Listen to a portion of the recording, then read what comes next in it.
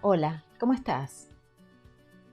He preparado esta presentación breve para hablarte de un tema fundamental, tiene que ver con las emociones y los estados de ánimos que conllevan esas emociones, y fundamentalmente para que aprendas cómo liderar tus estados emocionales, lo cual hoy se hace realmente muy, muy importante y ya vas a saber por qué al final de esta presentación.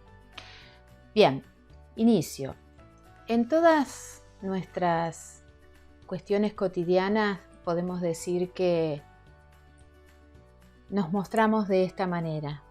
Cada uno de nosotros tiene un mostrarse, una parte exterior, lo que uno manifiesta socialmente, y también una parte mucho más íntima, que es la que, guardamos y que forma parte, de nuestro interior, de nuestro ser interior, y que a partir de todo lo que hay en nuestro interior, de las fundamentalmente cuestiones que tengan que ver con los hábitos adquiridos desde la infancia, los valores, las creencias, las experiencias, ¿sí? A partir de todo eso vamos a tener una interacción en el contexto, con la cultura.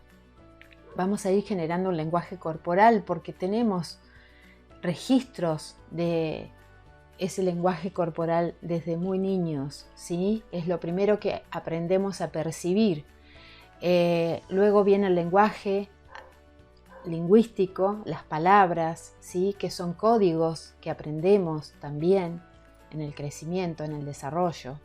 Aprendemos también que el tono de voz no es el mismo cuando alguien está enojado de pronto o está contento o relajado, ¿sí? Todas son cuestiones que hacen a la comunicación con ese mundo exterior y que lo hacemos a través de diferentes canales que son los sentidos.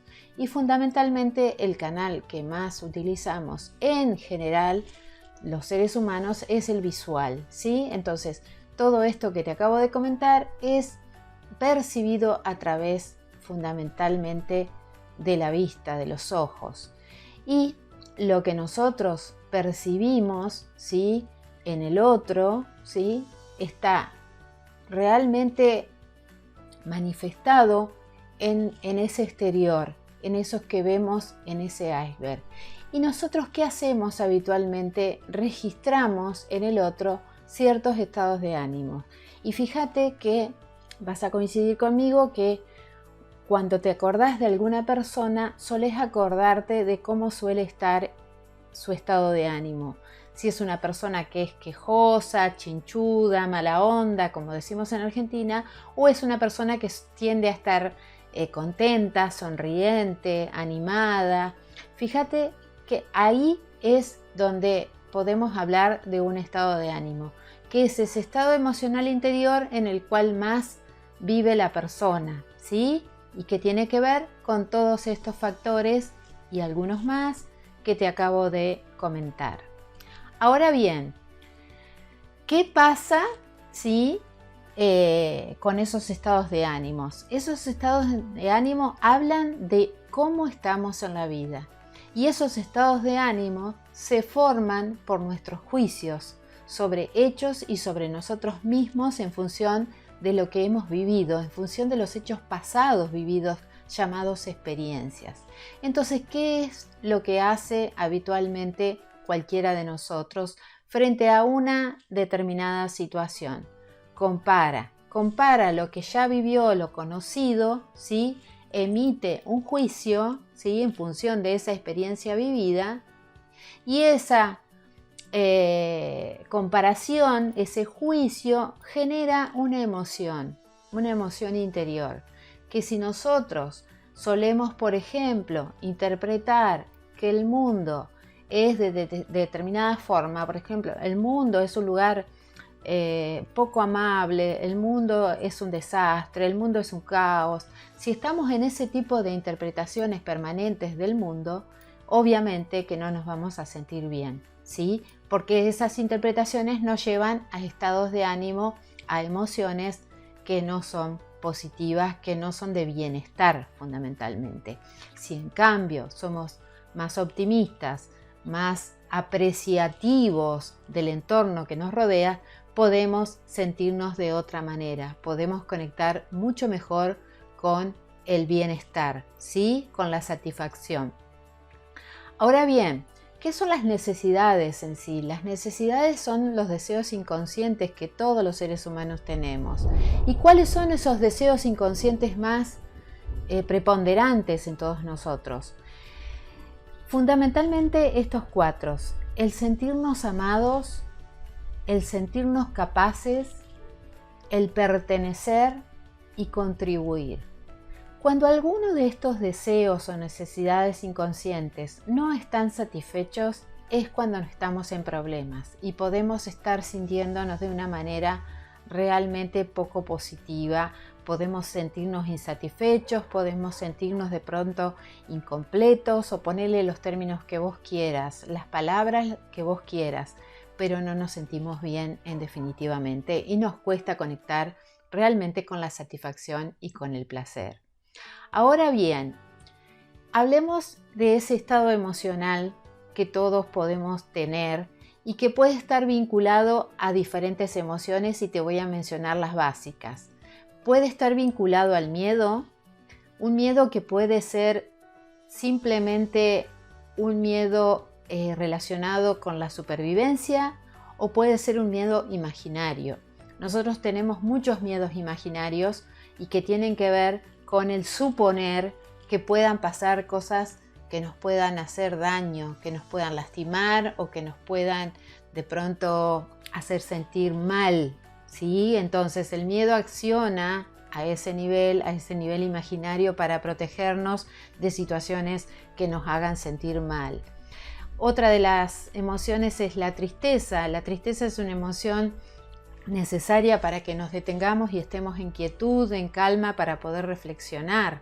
Es un estado emocional necesario, solo que no tenemos que quedarnos estancados en ese estado emocional, porque es un estado de mucha inactividad, ¿sí? Entonces, todas estas emociones necesitamos conocerlas, reconocerlas y transitarlas, vivirlas, sentirlas, pero no quedarnos en ellas mucho tiempo. Simplemente sí decir, por ejemplo, tengo miedo o estoy triste, sí, me permito sentir miedo, me permito sentir tristeza, pero no me quedo en ese estado, ¿sí? Ya vamos a ver cómo podemos hacer. Otro estado también muy reconocido por todos nosotros es el de la ira, el enojo, que puede tener distintos grados. Otra de las emociones muy estudiadas es el asco, la sorpresa y la alegría. Fíjate que estas dos últimas, sorpresa y alegría, son las que conectan con sensaciones de mucho más bienestar, ¿sí? Pero justamente quiero que te des cuenta que miedo, tristeza, ira y asco son preponderantes a sentirnos mal. Por lo tanto, para sentirnos bien, necesitamos hacer alguna cosita, algún pequeño esfuerzo para que las emociones preponderantes sean la sorpresa y la alegría, ¿sí? Sea el bienestar. ¿Está? Fíjate en esta imagen cómo cada emoción impacta en el cuerpo, porque las emociones son una bioquímica que impacta en nuestro cuerpo. De hecho, las emociones que son más tóxicas o negativas generan ciertos bloqueos a nivel corporal y que pueden generar inclusive dolores cuando se han repetido durante mucho tiempo. Cuando ha habido demasiada insistencia en una emoción, sobre todo obviamente de las negativas, puede que el cuerpo esté afectado. Pero esto tiene que ver un poco con la energía. ¿Qué pasa con la energía? ¿En qué lugares se activan? Fíjate el color rojo, y qué lugares se desactivan y están en color negro. Es decir, la ira, fíjate que sentimos ese calor arriba y por otro lado nos paralizamos abajo, en las piernas, y así cada una de ellas. Ahora bien, los estados de ánimo varían son variables. Todos nosotros pasamos por diversos estados de ánimos, así como pasamos por diversas emociones, como te decía, y todas son necesarias. Y también varían en el día, ¿sí? Puede que durante el día sintamos que vamos cambiando nuestro estado de ánimo, y también según el contexto. Fíjate que si estás rodeado de un ambiente donde, por ejemplo, las personas se quejan permanentemente, es prácticamente inevitable que no nos contagiemos, porque hay un contagio emocional. Las emociones son contagiosas, por eso es que se hace necesario cuidar el contexto en el que estamos, evaluar si ese contexto es positivo y nos permite estar bien, y el mensaje cuál va a ser, el estado interior que tengamos, ese estado emocional, ese estado de ánimo, seguro que va a estar muy relacionado con el contexto en el cual estamos viviendo. Ahora bien, fíjate cómo funciona nuestro cerebro según esta teoría del cerebro triuno, que es una teoría que ya tiene tiempo, que fue desarrollada por un científico. Y fíjate qué pasa con estos tres cerebros que los tres trabajan en concordancia, en coordinación. Si nosotros estamos en un estado de reflexión, en un estado de relax, podemos pensar, y en función de lo que pensamos vamos a sentir, y en función de lo que sentimos vamos a decidir.